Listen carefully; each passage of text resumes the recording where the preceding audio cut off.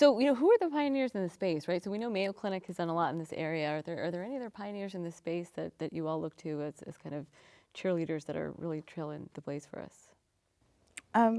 I like a lot of people because I've been looking for solutions. There are people who can automate scheduling where you can say, okay, what's really happening in this person's lives? How is their behavior changing? And you can use something like artificial intelligence to inform your decision making so the person who's doing the scheduling doesn't have so much stress.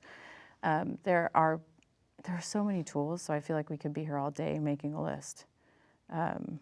Well, I'll give you a specific example. So as we talked about earlier, I'm new in my role, Chief Strategy Officer at Atrium Health, 50 hospitals across the North, South Carolina areas, and just acquired another hospital group down in Georgia in Navicent Health. So clearly a hospital organization that is continuing to grow, which is the trend across the board. And what was refreshing for me was the first week in my job, right? We had a CEO Physician Council meeting.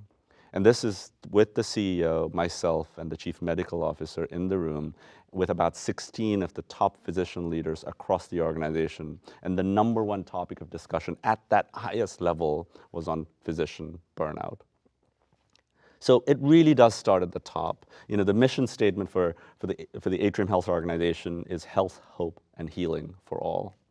And it's that level of empathy that we need to bring to the discussions at the very highest level so that we're able to really call out the specifics of the issues at hand and then get to the solutions that we need to be going for. Well, it sounds like we should all get a job at Atrium Health.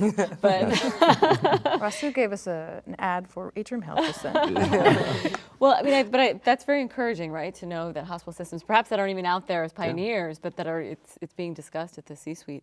Heather, do you have any examples of pioneers in this space that you feel like you guys have worked with that are just trailblazing in this area? Sure. So Paladina Health is a direct primary care organization, and I think they rightly understand that sort of 85 to 90% of healthcare is driven by primary care, and so they have a very strong focus on sort of the cultural health in their organization and what they can do to help support physicians and include them actually in the design of the clinical system. So they certainly are one, and I think they're working hard to preserve the physician-patient relationship in a really unique way by providing more direct access to the physicians, but also I think measure the physicians differently so that they take some of the treadmill pressure off of the doctors as well.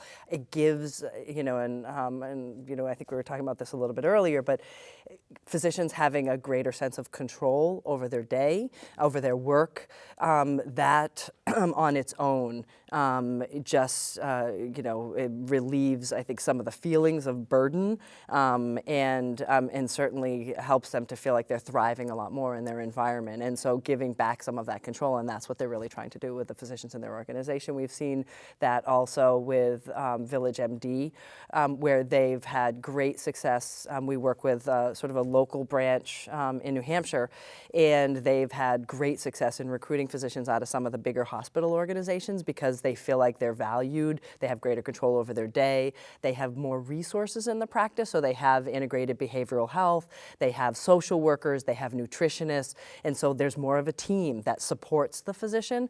So when there's challenges with a patient, they can turn to other team members to help that patient as well. Everything doesn't fall onto them, and because they feel like they're more supported by a team, they're much more happy. And so they have great retention and great recruitment in a time where it's really tough to bring physicians on board. There's a real shortage, and it's tough to keep physicians satisfied, and they've had great success as well. I love that, what you said about like the treadmill effect, and about people who have good retention, because I think a lot of times we look at people who are leaders, like Mayo Clinic has published a lot, but let's look long term, like are they funding the programs and the findings that they found?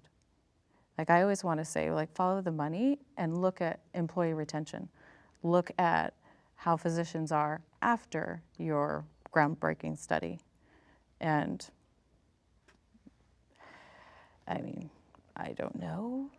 I wouldn't say anything specific, but I'd be willing to wager that many of these things that are supposedly groundbreaking don't actually lead to better physician life long term.